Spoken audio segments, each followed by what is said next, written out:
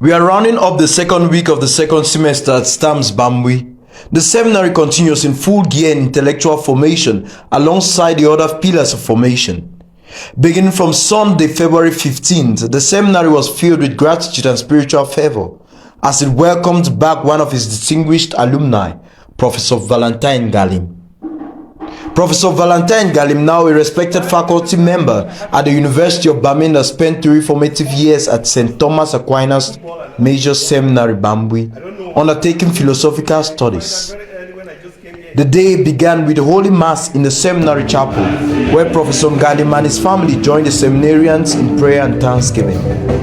Later in the refectory, Professor Galim addressed the seminarians, offering words of encouragement drawn from his own journey.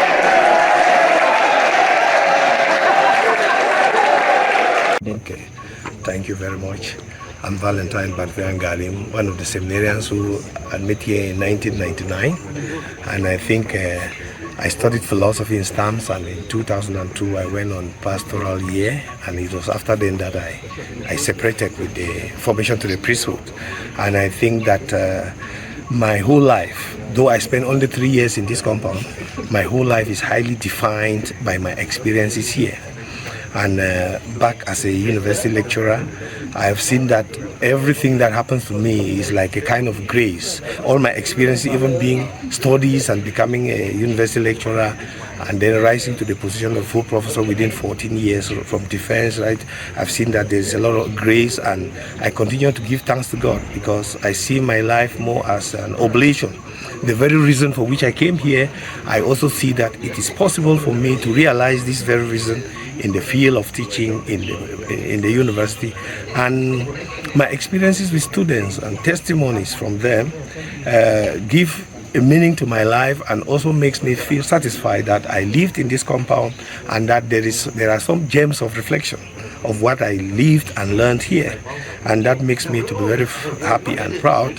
And that is why I would have remained restless if I didn't have this opportunity to come to say thanks to God, because I think all the things I learned here have defined my personality and continue to define my personality.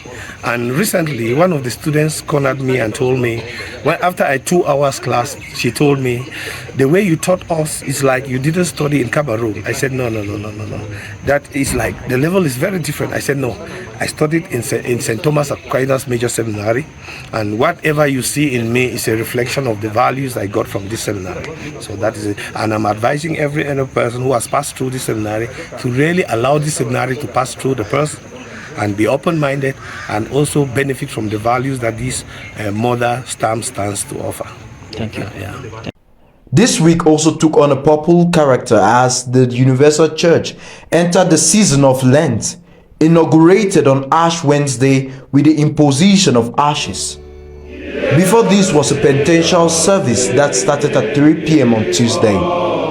Seminarians, before entering the season of Lent, had the opportunity to reconcile with God in the sacrament of confession and other spirit-filled activities that characterize the penitential service. On Wednesday, 18 February, seminarians received ashes as a reminder of their nothingness before God and as a sign of their willingness to repent and return to Him. Lent is 40 days of intense prayer, fasting, and almsgiving, our spiritual preparation for the great solemnity of Easter, the highest feast of the Church. On this solemn day, the assistant deacon at Mass, Reverend Blessed Ephium, left us with a strong message. Today we begin Ash Wednesday, and it's a time which the Church sets aside for us to combat the reality of our flesh, the reality of our humanity, that we have the fallen human nature. And the call for us today is not just that we fast, we pray, or we do many spiritual acts. God's first call for us to return to the secret of our lives, where we stand true before God and open up ourselves. It's only here that our spiritual exercises is going to be a medium or a channel of God's grace to us. In the same spirit, some seminarians, moved by the homily and a desire for deeper preparation, also shared personal commitment on how they intend to live Lent in a special way. During this period of Lent, we are called to do three principal things: to fast, to pray, and to share with others. Dear brothers and sisters, during this Lenten period, I've decided to fast not only from food, but from those things that makes me, or that impedes that relationship that I'm supposed to have with God, or that makes my life with God not to be fruitful. I've decided to give away some of those things that I have in excess that will go a long way to also brighten the life of others. And I've also decided to share, to be of service to everyone, something which has not actually been practiced so many times, but I'm taking it upon myself during this period of 40 days to do it not only for my own benefit, but for the benefit of others. So I exhort each and every one of you to also do the same thing, not only doing what I do, but you know that particular thing that impedes you from living a fruitful life, from doing what is good and avoiding what is evil. Stay away from it and live a fruitful Lent, and this should also help you to live as a good Christian all the days of your life. Thank you.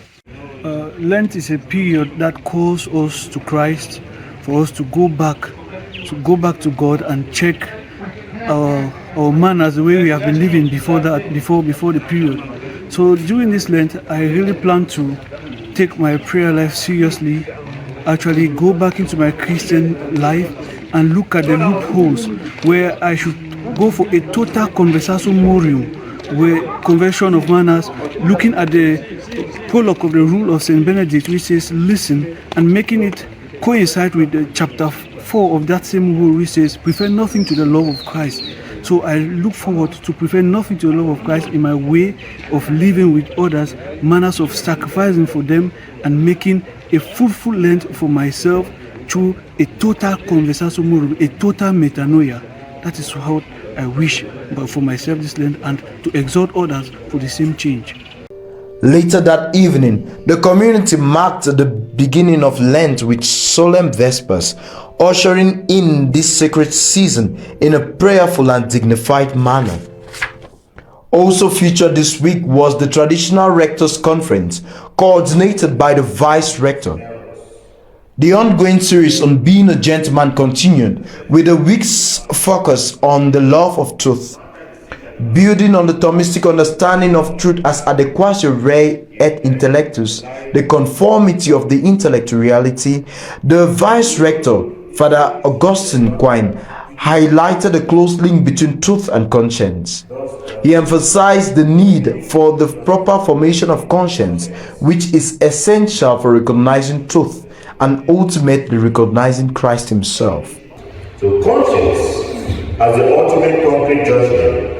So if you keep your conscience, that's what I say, if you keep your conscience as the ultimate moral judgment, then there is a problem. Because it compromises its dignity when it is publicly erroneous. That is to say, when man shows little concern for seeking what is true and good, and conscience gradually becomes almost blind from being accustomed to sin,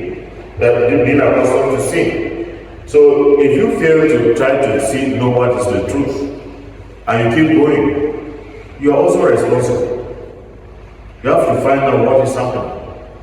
If you know that things are happening, you don't find out, and you keep going in your own mind. You think just because you imagine it to be right for you, you think it's right for everybody. If you commit a crime, you will answer for it. What do we say in the law? Ignorance of the law is not it's not an excuse. So we know that even in the modern and legal terms. Likewise, the Spiritual Directors Conference focused on the 8th commandment of the Decalogue: you shall not bear false witness against your neighbor. The spiritual director, Father Ivan Shang, reminded seminarians that this commandment safeguards truth against vices such as lying, hypocrisy, scandal, and all forms of misrepresentation of the truth. One of our formators, Father Peter Follen, who doubles as the clinical counselor, returned from Nairobi, where he attended a one-week workshop on priestly and religious vocation testing and priestly and religious vocation interview. We contacted Father Foleng to tell us more about this initiative in the church. So the pivot and pivot training, the full meaning of pivot is priestly and religious vocation testing, and then pivot is priestly and religious vocation interview. These two are interconnected in the sense that first an interview is done. First a written filling of there's a form to fill, which is testing a large number of things, beginning from spiritual, physical, intellectual, and emotional health of the candidate. Then after that, there is an interview where the assessor talks with the candidates about many things, especially following what has been written in the assessment form. This is meant to help the candidate and also those information to know how to help them better and assist them to grow. This particular training is not meant to determine whether the candidate has a vocation or not. No, it is because it's God who calls and it is God who sends. The formators, the bishops, the superiors, and all the like are only guardians who are guiding these candidates towards fulfilling the call that God has called them. It is not meant to be selective. It is not meant to be weaponized or to be used as a weapon to stop the candidates from continuing. If they have issues that they should fill up in their physical health, that is taken care of during that. It is discovered in that interview. In the spiritual health is discovered there. In the emotional health is discovered there. Because those candidates who are in training are not angels that God have dropped from heaven. They are human beings and they might have had their errors. Usually, to make the training very important, we don't start becoming archaeologists in dealing with the seminarians or candidates in religious formation. It would prefer to deal with them maybe in their last 1 year or last 2 years, because there is always growth in human development. And somebody cannot just, and it's not, the growth is not like turning the page of a book. It takes some time. And throughout the formation, especially with those going for the priesthood, it's a 10 or 9 year course. And within that time, the person can be helped to become somebody better who can lead the people of God. It's not going to be an angel. It's a human being. And with his errors, he can still lead. So, usually, some of the things that they may be asking us today is, why this change? Those of us who are called, those of us in the psychological or in the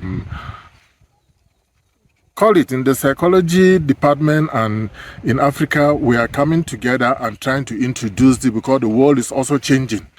I remember those of my age and people before me, and maybe a few years after, when we went to primary school, they'll ask you to put your hand on your head until it touches your ear.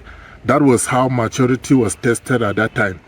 And at that time, we didn't know much. There was even not pictures, let alone moving pictures. Today, the world has changed in such a way that the students and everybody is exposed to so many things. When we start talking about using telephone and all the like, there are many places now that are stopping their seminarians and candidates in religious formation from using telephone. Not because telephone is bad. Even the church says it's something good, but it's just to help them within that period of formation to avoid too much of it so that there should be no addiction. It's not condemning it, and it is not saying that it's something that should never be used. It's just a matter of discipline.